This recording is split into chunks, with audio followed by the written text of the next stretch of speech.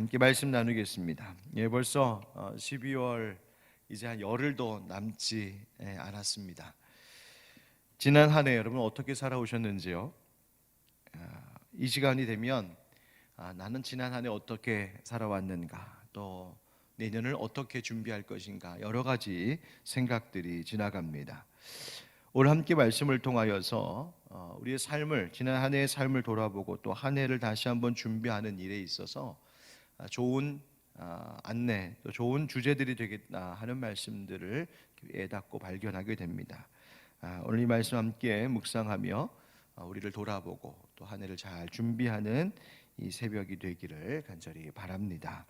오늘 본문 말씀에는 크게 두 가지 이야기가 나오고 있습니다. 하나는 바울이 고린도를 떠나서 에베소에 이르러 거기서 사역하다가 다시 에베소를 떠나 가이사랴 그리고 안디옥으로 가는 즉 2차 선교 여행의 마무리를 전해주고 있는 말씀입니다.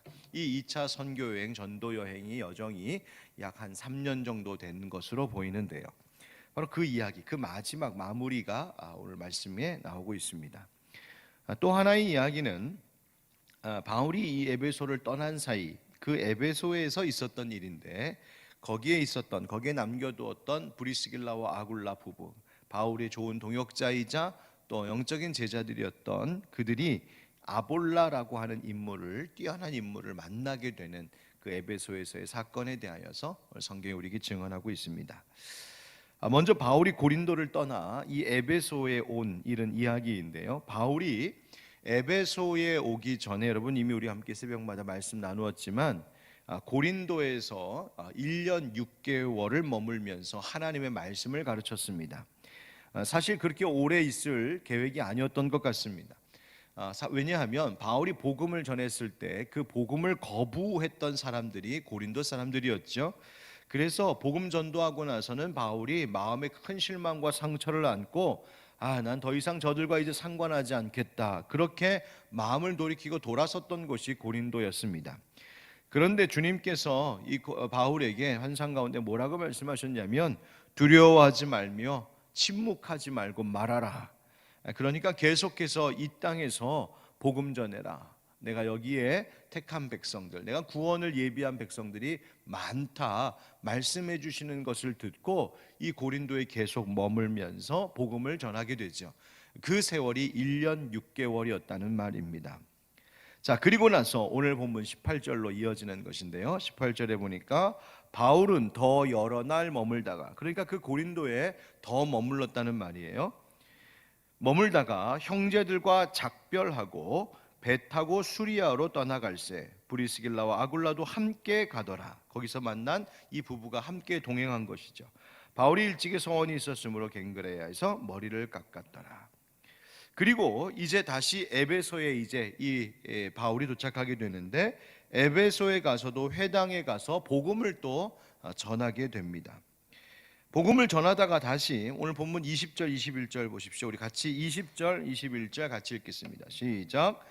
여러 사람이 더 오래 있기를 청하되 허락하지 아니하고 작별하여 이르되 만일 하나님의 뜻이면 너희에게 돌아오리라 하고 배를 타고 에베소를 떠나. 아멘. 좀 몇 절 안 되는 말씀 가운데 바울이 떠나고 도착하고 떠나고 하는 이야기가 계속 나오고 있죠. 특별히 이 에베소에서 보니까 에베소에서 복음을 전하려고 떠나려고 하니 그곳에 이제 바울을 사랑하게 된 사람들이 더 있어달라고, 더 우리 곁에 있어달라고 부탁을 합니다. 그런데 그렇게 하지 않고 작별하고 떠나죠.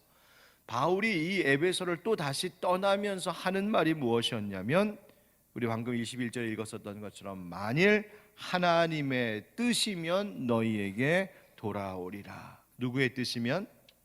하나님의 뜻이면. 바울 자기의 뜻도 아니고 에베소 사람들 너희의 뜻도 아니고 하나님의 뜻이면 내가 돌아올 것이다. 바울이 그렇게 말하며 떠났다는 거예요. 자, 여기서 우리가 깨닫게 되는 것이 있습니다. 바울은 그가 선교 여행을 하면서 그가 가고 또 서는 모든 여정, 모든 발걸음을 하나님께 온전히 의탁하고 하나님의 뜻에 순종하고 있었다는 점입니다.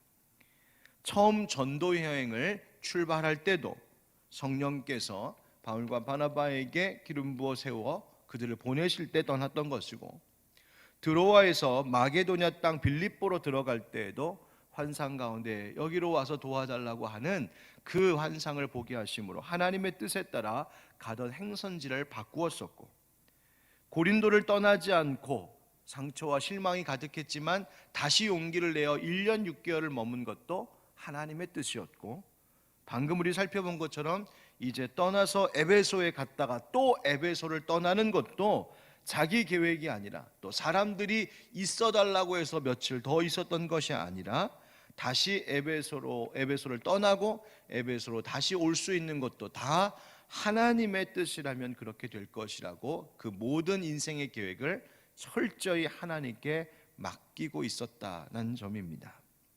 그래서 그의 선교 여행의 모든 여정, 모든 발걸음이 하나님의 뜻이면 그렇게 될 것이다, 주님께 묻고 주님의 뜻을 구하고 주님께 순종하는 자세였다는 말입니다.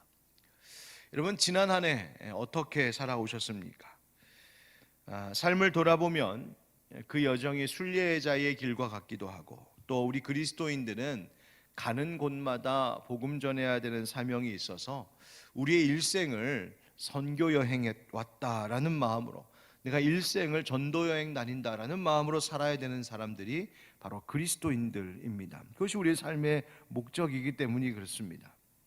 여러분, 그 인생의 걸음을 주님께 맡기며 살고 있습니까? 주님, 내가 어디로 갈까요? 어떻게 할까요? 주님, 계속 갈까요? 아니면 여기서 멈출까요? 이 일을 계속 진행할까요? 아니면 그만둘까요? 여러분, 어떻게 하고 계십니까? 만약 주님의 뜻에 그렇게 순종하고 있다면 우리가 갈 수 없어서 잠시 멈춰야 하는 때에도 결코 조급해하거나 불안해할 필요가 없습니다. 멈추게 하심에도 주님의 뜻이 있을 것이기 때문입니다. 만약 주님께 온전히 맡기고 살고 있다면 앞으로 전진해야 하는 일이 있어도 우리가 두려워하지 않고 담대히 용기 내서 갈 수 있습니다. 가라 하셨으면 그 가는 길에 주님이 함께 하실 것이기 때문입니다. 즉, 이 모든 것이 다 하나님의 뜻이라면 그리 되는 것입니다. 우리가 사랑하는 찬양 가운데 이런 가사의 찬양이 있죠. 주님 말씀하시면 내가 나아가리다. 주님 뜻이 아니면 내가 멈춰서리다. 나의 가고 서는 것 주님 뜻에 있으니 오 주님 나를 이끄소서. 뜻하신 그곳에 나 있기 원합니다. 이끄시는 대로 순종하며 살리니 연약한 내 영혼 통하여 일하소서. 주님 나라와 그 뜻을 위하여 오 주님 나를 이끄소서. 아멘. 여러분, 이 세상 모든 사람들이 한평생 다 똑같이 살아가고 있는 것처럼 보이지만 어떤 사람들은 방황하면서 길을 가고 있고, 어떤 사람들은 목적이 분명하여 그 길을 가는 사람들이 있습니다. 어떤 사람들은 자기 멋대로 제갈 길 찾아가고 있지만, 어떤 사람들은 목자 되신 주님의 이끄심을 받으며 걸어가는 인생길이 있습니다. 여러분, 어떤 인생길을 지금 걷고 계십니까? 방황함이 아닌 목적이 분명한 삶을 살기를 축복합니다. 우리 멋대로 우리 갈 길 찾아가는 것이 아니라 선한 목자 되신 여호와 하나님의 손에 이끌림 받는 인생 되기를 축복합니다. 그래서 걸음걸음마다 주님께 의뢰하고, 가라 하시면 가고 멈춰 서라 하시면 멈추면서 그렇게 하나님의 뜻대로 인도함 받는 우리, 그 안에서 그 길에서 평안함 누리고 하나님 주시는 만족도 얻고, 하나님 가라 하시고 또 멈추라 하셔서 순종하는 것이니 하나님 함께 하실 것을 믿고 담대한 용기도 갖는 그런 우리의 삶이 또 내년 한 해가 되기를 주 예수 그리스도의 이름으로 축원드립니다. 아멘. 자, 바울이 이렇게 전도 여행을 다니는데, 이 바울이 여러분 정처 없이 떠돌아다닌 것 아니었습니다. 바울이 2차 선교 여행을 마치고 그의 베이스 캠프인 이 안디옥으로 이제 돌아오게 되고, 거기서 형제들에게 선교 아마 보고했겠지요. 그리고 3차 전도 여행을 준비했을 겁니다. 저는 바울의 삶을 볼 때마다 우리 그리스도인의 삶이 뭐 여러 가지로 이해해 볼 수 있겠지만, 우리가 그리스도인들은 내 삶을, 내 평생을 선교 여행의 관점으로 살아보는 것이 참 필요하다. 그것을 그렇게 바라보면 좋겠다는 생각을 하게 됩니다. 그래서 나는 어디에 있었나? 나는 누구에게 복음을 전했나? 나는 어떤 방법으로 그렇게 복음 전하는 일에 힘써 왔는가? 우리의 인생을 좀 그 관점에서 늘 돌아보면 좋겠다는 생각을 합니다. 그런 오늘 23절 말씀에도 나오는데요. 우리 23절 한번 같이 읽어보시죠. 시작. 얼마 있다가 떠나 갈라디아와 부르기아 땅을 차례로 다니며 모든 제자를 굳건하게 하니라. 아멘. 모든 제자를 어떻게 했다고요? 굳건하게 했다. 2차 전도 여행 때 이 바울이 방문했던 지역을 다시 차례로 돌아다니면서 이미 복음을 듣고 예수 영접하여 제자가 된 사람들을 뭐 했냐면 돌아봤다는 겁니다. 그러니까 다시 신방하면서 그들을 굳건하게 했다. 그러니까 영적으로 다시 그들을 붙잡아주고 그들이 믿음에서 떠나지 않고 견고히 믿음 안에 굳게 서도록 하는 일에 힘썼다 하는 말입니다. 굳건하게 하니라. 이 굳건하게 하니라라고 하는 말을 문법적으로 보면 쉬지 않고 계속해서 돌아보며 굳세게 해주었다 그 말입니다. 그러니까 바울은 그가 복음 전한 자들, 복음을 전한 그 전도의 대상들, 그 복음을 전한 그 제자들, 그들을 돌아보는 일을 계속해 왔습니다. 영적인 뿌리가 잘 내려졌는지, 영적으로 잘 성장하고 있는지, 결실을 하고 있는지 영적인 점검, 신앙을 점검했다는 말이에요. 여러분, 농부가 씨를 뿌려놓고 뿌려진 씨를 그냥 방치해 두는 일은 없습니다. 만약 농부가 그렇게 했다면 그것은 농부가 무관심한 겁니다.